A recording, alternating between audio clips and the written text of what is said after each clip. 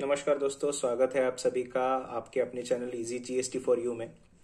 आज जो हमारा वीडियो का डिस्कशन का टॉपिक है that is very interesting again, जिसको हम ड्राफ्टिंग ब्लंडर कह सकते हैं।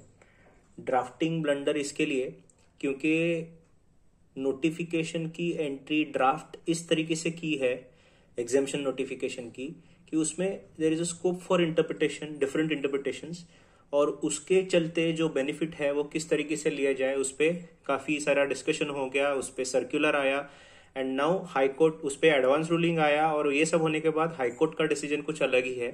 तो क्या है ये मामला देखेंगे आज। जो हाई कोर्ट का डिसीजन है उसके बारे में डिस्कस करेंगे। ग्रीनवुड ओनर्स एसोसिएशन का ये केस है मद्रास हाई कोर्ट, और उसमें जो डिस्कशन था that is related to resident welfare association, जिसको हम लोग हाउसिंग कोऑपरेटिव सोसाइटीज कहते हैं। तो हाउसिंग कोऑपरेटिव सोसाइटीज में ये अभी डाउटफुल नहीं है कि वेदर जो कॉन्ट्रीब्यूशंस लेते हैं सोसाइटीज या रिइम्बर्समेंट के लिए जो अमाउंट्स लेते हैं, मंथली कॉन्ट्रीब्यूशंस लेते हैं, वेदर इट इज सप्लाई और नॉट, उस पर कोई अभी कंफ्यूजन नहीं है। One because the definition of business is very much extensive to cover all such things, और सप्लाई के जो स्कोप है सेक्शन 7 उसमें भी जो फाइनेंस एक्ट 21 का प्रपोज्ड अमेंडमेंट है। So all these things make it very clear that it will be treated as supply in future. But जो एग्जेम्पशन दिया गया है आरडब्ल्यूएस को या कोऑपरेटिव सोसाइटीज को, जहां पे मंथली कंट्रीब्यूशन की अमाउंट 7,500 दी गई थी कि जहां तक ये एग्जेम्पशन एप्लीकेबल होगा, जिसका मतलब है कि 7,500 तक के कॉन्ट्रीब्यूशंस को जीएसटी अप्लाई नहीं होगा।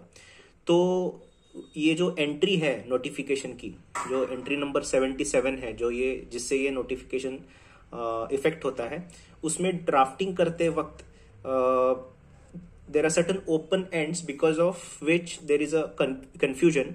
और वो कंफ्यूजन ये है कि 7,500 के एग्जाम्शन के कंट्रीब्यूशन को एग्जाम्शन तो है ही, लेकिन अगर 7,500 से ज्यादा कंट्रीब्यूशन है monthly contribution, let's say if it is 9,000, तो टैक्सेबिलिटी कैसे अप्लाई होगी?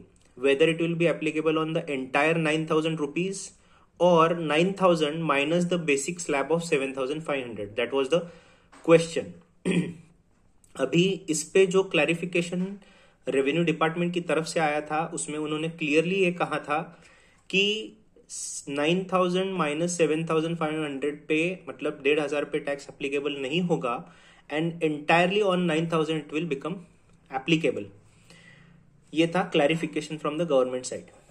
But and also there was an advance ruling which affirmed the same thing that was challenged in the Madras High Court, and now Madras High Court has come up with an explanation that ये जो language है, purely if you go to the language of the notification drafting, then it clearly gives a message that it is a threshold. और ये जो up to का meaning है, up to का understanding है, that should be considered as the word till. Till मतलब 7,500 तक उसको एग्जेम्पशन मिलेगा, एंड जो कुछ डिफरेंशियल अमाउंट है ऊपर का उस पे ही केवल जीएसटी रिकवर करना पड़ेगा। तो that is how the high court has come up with an explanation. इसमें जो सुप्रीम कोर्ट का ऑनरेबल सुप्रीम कोर्ट का दिलीप कुमार केस है वो डिस्कस किया गया था, जहां पे कोई भी अगर एग्जेम्पशन नोटिफिकेशन है तो उसको जो इंटरप्रेट करते हैं तब स्ट्रिक्टली इंटरप्रेट करना चाहिए, ऐसे कहा गया था। लेकिन जब कोर्ट ने ऑब्जर्वेशन उनका दिया तब उन्होंने कहा कि इसमें कोई इंटरप्रिटेशन के लिए दूसरा स्कोप नहीं है, and it is very clear that when the word up to is used it should be clearly used as a threshold up till या till a specific limit, so that till specific limit is ₹7,500। To conclude now the entire matter, क्योंकि इसमें काफी open ends थे, तो now it is very clear from the court's judgment that court ने तो कहा है कि जो उसका मीनिंग है वो ऐसा है कि 7,500 के ऊपर वाला जो पोर्शन है, जैसे हमारे एग्जांपल में 9,000 लिया था हमने, तो 1,500 पे ही सिर्फ टैक्स आएगा, ना कि पूरे 9,000 पे। Now this is against the explanation which is given by the government through their circular. तो ये सिर्फ देखना पड़ेगा बिकॉज यहाँ पे देन डिफरेंसेस ऑफ ओपिनियन हो गया as per the circular and as per the court judgment. And obviously, the circular is not binding on the taxpayers. So taxpayers are free to take the interpretation which is beneficial and which is supported by the Madras High Court decision. So that was it. But considering now this particular scenario, is there a possibility of change in the notification itself to make it very clear कि उनको अगर पूरा tax करना है 9,000 तो क्या वो बदल सकते हैं? तो that time will tell. Let's hope for the best. तो अभी के लिए हमारा ये जो इशू था इंटरप्रिटेशन का, उस पर ये क्लैरिटी मिली है हाई कोर्ट के डिसीजन के थ्रू.